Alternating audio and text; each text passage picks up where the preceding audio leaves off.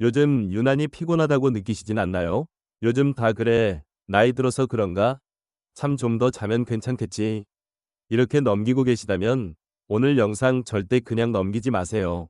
사실 우리가 느끼는 지속적인 피로는 단순히 과로 때문이 아니라 몸속 어딘가에서 병이 시작됐다는 경고일 수 있습니다.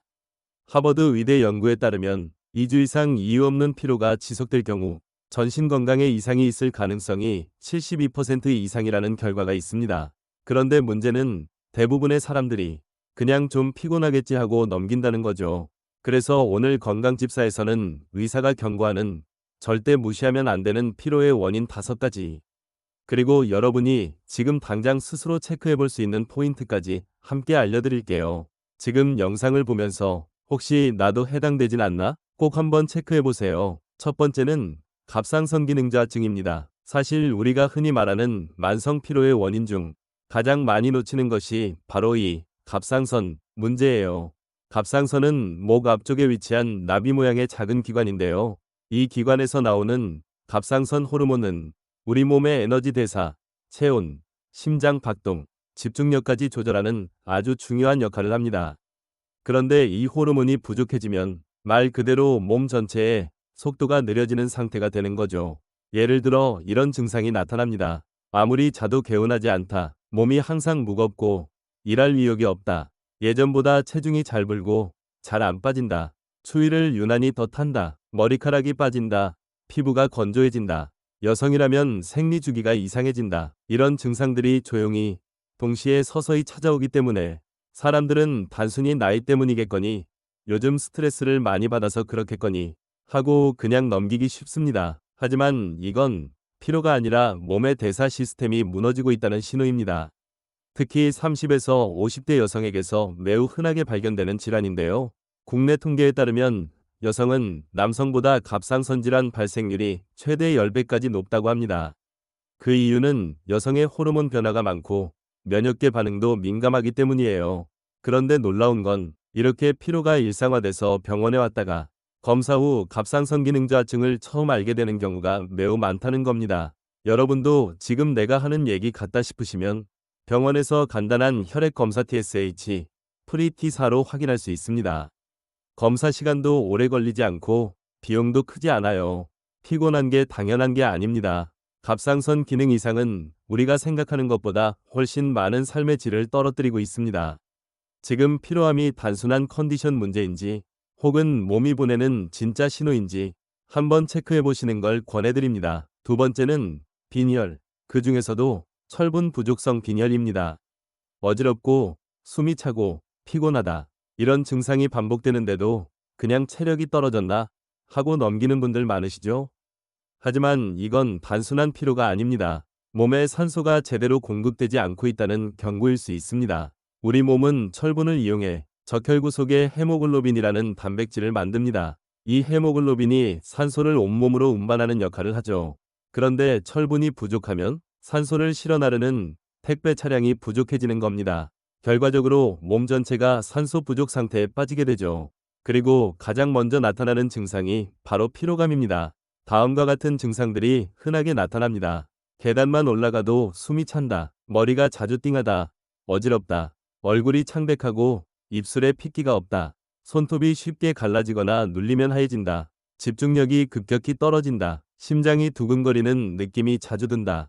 그리고 여성의 경우 생리량이 많거나 출산 후 회복기가 길어진 경우에도 모르고 철분 부족 상태에 빠지는 경우가 많습니다. 특히 20에서 40대 가임기 여성은 3명 중 1명이 빈혈 가능성이 있다는 국내 건강보험공단 통계도 있어요. 평소에 건강해 보여도 철분 수치가 낮으면 체력이 바닥을 치는 이유가 바로 여기에 있습니다. 그냥 피곤한 거겠지 하고 넘겼다가 검사해보면 헤모글로빈 수치가 기준치 이하로 나오는 경우 상당히 많습니다. 하지만 다행인 건 빈혈은 비교적 빠르게 개선이 가능한 질환이라는 점이에요. 간단한 혈액 검사 하나면 바로 알 수 있고, 철분 보충제 섭취, 철분 많은 음식 섭취에 붉은 고기, 간, 시금치 등만으로도 피로가 눈에 띄게 줄어들 수 있습니다. 혹시 여러분도 요즘 유난히 숨이 차고 몸에 기운이 없고 아침부터 지친다면 철분 부족성 빈혈 의심해 보셔야 합니다. 단순한 컨디션 난조로 보기엔 우리 몸은 지금 조용히 산소가 부족하다고 말하고 있을지도 모릅니다. 세 번째는 자는데도 계속 피곤한 수면무호흡증입니다. 잠을 자는데도 아침에 피곤하고 낮에도 계속 졸리고 머리가 무겁고 집중이 안 된다면 그건 수면의 양이 아니라 질에 문제가 있는 것일 수 있습니다. 그리고 그 핵심에 있는 게 바로 수면무호흡증이에요. 수면무호흡증은 잠을 자는 동안 호흡이 반복적으로 멈추거나 얕아지는 현상입니다. 즉, 자는 동안 산소 공급이 끊겼다 이어졌다를 반복하는 건데요. 이때 뇌와 몸은 산소 부족 상태에 빠지고 결국 깊은 잠렘 수면에 도달하지 못하게 됩니다. 겉으로 보기엔 푹 잔 것 같아도 실제로는 몸이 밤새도록 쉬지 못한 상태인 거죠. 이 증상은 특히 비만한 중년 남성에게 흔하지만 최근에는 여성, 심지어 마른 체형의 젊은 층에서도 늘고 있습니다. 대표적인 자가진단 증상은 이렇습니다. 코를 심하게 곤다. 주변 사람이 말해줌. 자다가 숨을 헐떡이며 깬다. 아침에 일어나면 머리가 띵하고 입이 마른다. 잠을 많이 자도 낮에 졸립다. 집중력 저하, 기억력 저하가 있다. 운전 중 졸음 사고 경험이 있다. 특히 무서운 건 이 상태가 반복되면 단순히 피로한 걸 넘어서 심장병, 고혈압, 뇌졸중 같은 심각한 합병증 위험까지 커진다는 점입니다. 미국 존스 홉킨스대 연구에 따르면 수면무호흡증이 있는 사람은 정상인에 비해 심혈관 질환 위험이 약 2.5배 높다는 결과도 있습니다. 수면무호흡증은 방치하지 말고 수면다원 검사를 통해 정확히 진단받는 것이 중요합니다. 요즘은 병원 외에도 수면 클리닉, 심지어 가정용 측정 기기로도 체크가 가능해졌어요. 치료 방법도 다양합니다. 생활습관 개선부터 수면 중 기도를 열어주는 양압기 CPAP 사용, 심한 경우엔 수술적 치료까지 가능합니다. 혹시 지금 나는 푹 자는데도 늘 피곤하다. 하루가 시작되자마자 다시 눕고 싶다. 하시는 분들 계신가요? 그렇다면 지금 피로의 원인은 잠을 자고도 제대로 못 쉬는 몸 때문일 수 있습니다. 절대 참고 넘기지 마시고 수면 건강도 반드시 한 번쯤 체크해 보시길 추천드립니다. 네 번째는 우리 몸의 침묵의 장기, 바로 간입니다.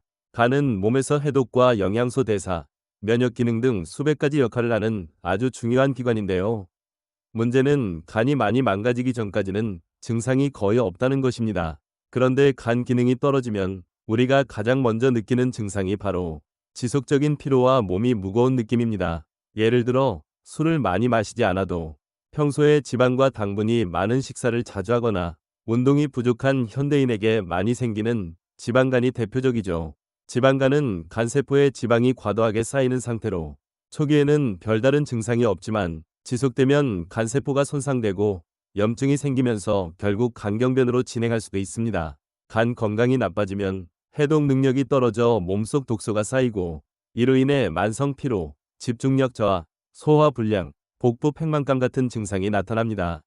최근 연구에 따르면 한국 성인의 약 30% 이상이 지방간을 가지고 있으며 특히 피로와 무기력감을 호소하는 환자 중 상당수가 간 기능 이상을 동반한다고 보고됐습니다.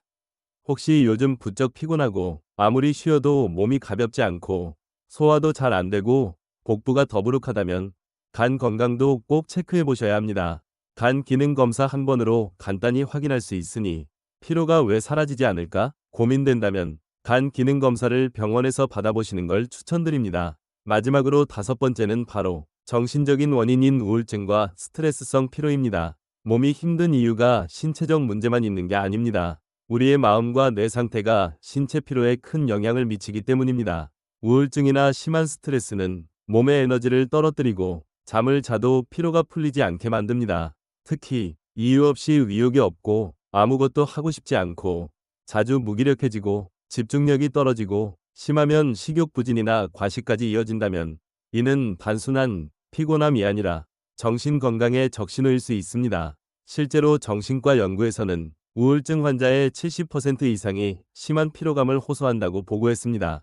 이 피로는 충분한 휴식이나 수면으로도 쉽게 개선되지 않고 전문가의 치료와 관리가 필요한 경우가 많습니다. 만약 여러분이 몸이 너무 무겁고 일어나는 게 힘들다, 아무리 쉬어도 피곤하다, 하루하루가 버겁다라고 느끼신다면 혼자 감당하지 마시고 가까운 정신건강의학과나 상담 전문가의 도움을 받아보시길 권해드립니다. 이상으로 의사도 경고하는 단순 피로가 아닌 진짜 병이 신호일 수 있는 5가지 질환에 대해 알아봤습니다.